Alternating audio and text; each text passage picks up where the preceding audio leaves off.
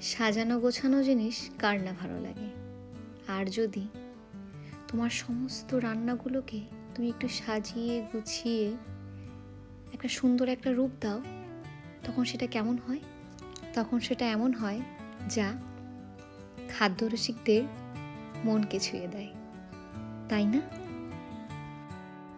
তাই আজকে ঐতিহ্যপূর্ণ কাঁসার থালিতে সাদা ভাতের সঙ্গে আলু, ফুলকপি, মটর ভাজি, আলু দিয়ে পালং শাক আর একটু লাউ দিয়ে মিক্স ডাল করেছিলাম, একটু গামাখা গামাখা।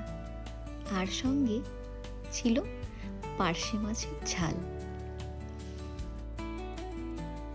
এক পিস খাস্তা ভাজা পার্শে মাছের সঙ্গে কাঁচা লঙ্কা আর ঝাল ঝাল টমেটোর চাটনি, একটু লবণ, এক গ্লাস জল।